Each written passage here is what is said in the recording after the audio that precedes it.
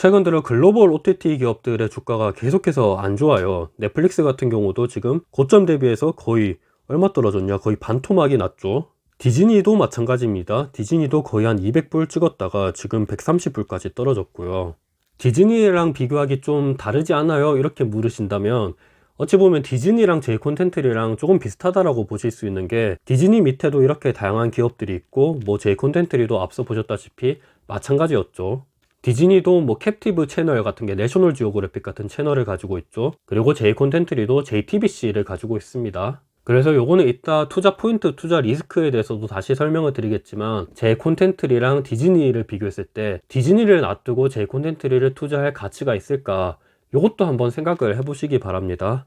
최근에 넷플릭스랑 디즈니의 주가가 좀 많이 빠진 대표적인 이유가 유료 가입자의 증가가 좀 많이 둔화됐다라는 거거든요. 보시면 넷플릭스 같은 경우는 아직 떨어지는 추세를 보이고 있지는 않지만 이번 1분기 가이던스가 많이 예상보다 떨어지게 발표를 했었어요. 그것 때문에 주가 급락이 일어났었고, 디즈니 플러스 같은 경우도 이렇게 조금씩 올라가고 있다가 최근에 조금씩 이렇게 둔화되고 있는 모습이 보이고 있죠. 그래서 이렇게 글로벌 OTT 기업들의 주가가 많이 떨어진 게, 최근에 뭐 제이콘텐트리나 스튜디오 드래곤의 주가가 많이 떨어진 거랑 어느 정도 연관이 있지 않나, 이런 말도 있기는 하지만, 사실 OTT 기업이랑 콘텐츠 기업들의 주가 연동성은 그렇게 100% 일치한다라고 보고 있지는 않아요. 왜냐하면 콘텐츠 기업들 입장에서는 OTT사들이 고객사거든요. 넷플릭스랑 디즈니 같은 경우가 지금 콘텐츠 예산을 최근 들어 조금씩 늘리고 있는 모습을 보이고 있습니다. 넷플릭스 같은 경우가 올해 예상되는 콘텐츠 예산이 거의 한 170억 달러, 그리고 디즈니는 330억 달러거든요. 거의 각기 20조, 35조 이 정도 되는 금액이죠. 뭐 물론 이 금액 전체를 한국 콘텐츠 쪽에 투자하는 거는 아니기는 하지만, 그래도 얘네들이 출혈 경쟁을 하면 콘텐츠사들한테는 오히려 좋을 수도 있다, 이렇게 볼 수도 있을 것 같습니다. 뭐 넷플릭스랑 디즈니, 애플 요런 OTT 업체들이 천문학적으로 콘텐츠 제작비를 쏟아붓고 있는 게 콘텐츠사들한테는 오히려 좋을 수도 있다, 이렇게 볼 수도 있는 거죠. 또 반대로 이야기하면 얘네들이 이미 포화 상태가 되어서 성장률이 둔화될 수 있기 때문에 콘텐츠사 쪽으로 뭐 영업 비용이나 이런 쪽으로 정가를 할 수도 있지 않나, 이런 우려도 있기는 합니다. 그렇지만 제 개인적인 생각으로는 이런 OTT 업체들이 뭐 넷플릭스가 디즈니를 잡아먹거나 애플이 넷플릭스를 잡아먹거나 이런 구조가 지금 나오고 있지는 않죠. 근데 드라마 제작사 같은 경우는 아까 JTBC 스튜디오가 뭐 여러 드라마 제작사들을 인수하는 것과 같이 잡아먹고 있는 상태거든요. 그래서 드라마 제작사 쪽으로는 플레이어가 조금씩 줄어들고 있다라는 점에 있어서 비용 전가가 일어나기는 힘들지 않을까, 이렇게 생각을 하고 있기는 합니다. 제 콘텐츠가 되게 성장성이 뛰어나고 이런 거는 알겠지만, 그러면 지금 주가는 어떠냐, 이거를 보시면 PER 밴드 차트 같은 경우는 지금 제 콘텐츠가 적자를 보고 있는 상태이기 때문에 보는 게 딱히 의미는 없을 것 같고요.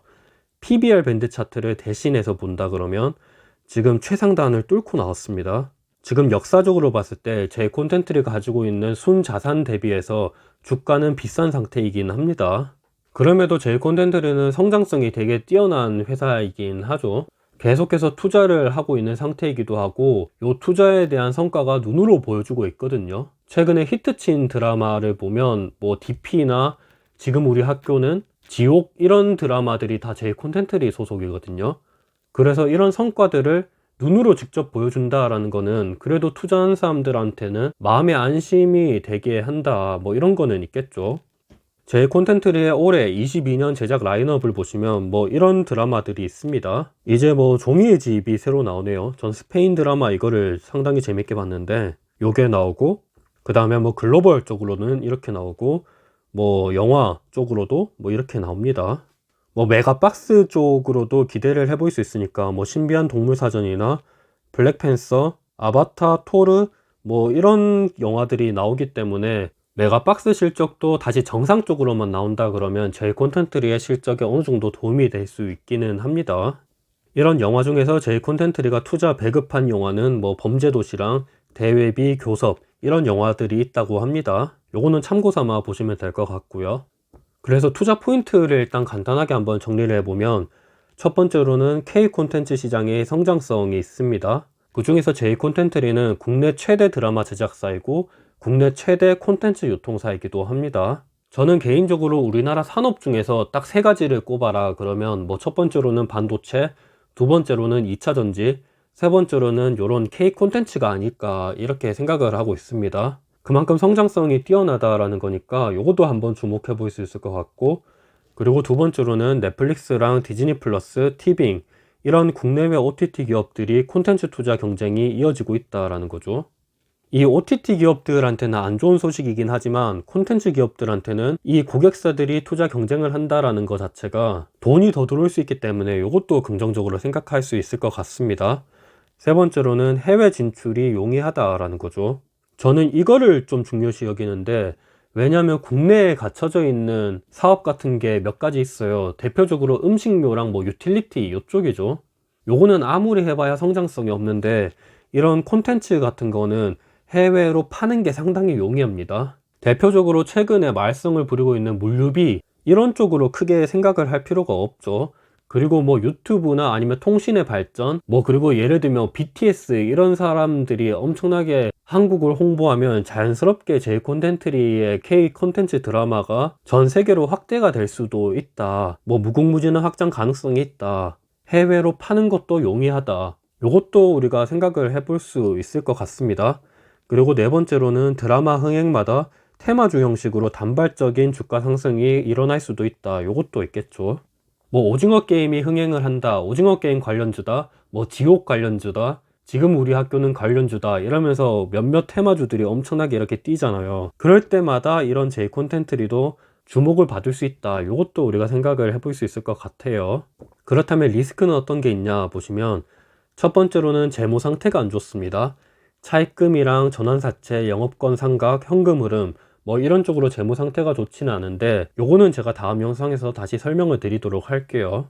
그리고 두 번째로는 스튜디오 드래곤이랑 디즈니와 같은 기업들과 비교해서 제 콘텐츠리가 가지고 있는 특별한 점, 요거를 한번 생각해 봐야 되는데, 아직까지는 뭔가 특별한 점이 이렇다 할 게 없다, 저는 그렇게 느끼고 있어요. 개인적으로는 스튜디오 드래곤에 비해서 제 콘텐츠리가 보여주는 성과는 더 뛰어나다고 생각을 하고 있어요. 근데 스튜디오 드래곤은 재무 상태가 좋죠. 그리고 세 번째로는 현재는 지금 적자입니다. 그래서 뭐 PER 밴드 차트는 크게 의미가 없고, 대신해서 PBR 밴드 차트를 보시면 최상단에 위치해 있거든요.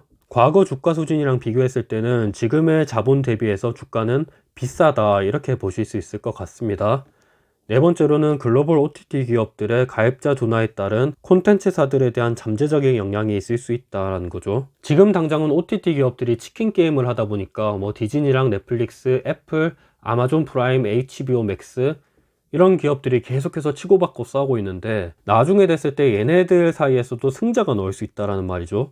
그때 됐을 때는 콘텐츠사들에 대해서 갑질을 할 수 있는 우려, 뭐 그런 것도 우리가 생각을 해볼 수 있을 것 같아요. 뭐 지금 당장 눈에 띄게 보이고 있지는 않지만 뭐 미래에는 어떻게 될지 모르니까 이것도 한번 생각을 해보면 좋을 것 같습니다. 오늘은 제 콘텐츠리에 대해서 다뤘는데, 최근에 드라마 제작사, 콘텐츠 제작사 이쪽으로 수급이 어느 정도 들어오고 있고 흐름도 나쁘지 않아서 이쪽으로 한번 다뤄봤습니다. 저는 개인적으로 콘텐츠 산업에 대해서는 일단 긍정적으로 생각을 하고 있고, 해외에는 가지고 있지 않는 우리나라만의 특징점, 강점이라고 얘기해야 되나? 그쪽으로 콘텐츠 쪽이 괜찮은 것 같으니까 여러분들도 한번 생각해보면 어떨까 이렇게 생각을 하고 있습니다. 그래도 단순하게 무슨 드라마가 개봉을 한다, 무슨 영화가 나온다 이렇게 해서 투자는 하지 마시고, 제 콘텐츠리만이 가지고 있는 강점, 그리고 재무적으로는 괜찮은지, 최근에 드라마 제작사들을 인수한 것처럼 투자는 계속해서 일어나고 있는지, 성과는 제대로 나고 있는지, 이런 것들을 종합적으로 한번 생각해서 투자를 해보시면 좋을 것 같아요. 저는 네이버 블로그도 하고 있는데 경영대 뉴턴을 검색하시면 이외에도 다양한 자료들을 올리고 있습니다. 감사합니다.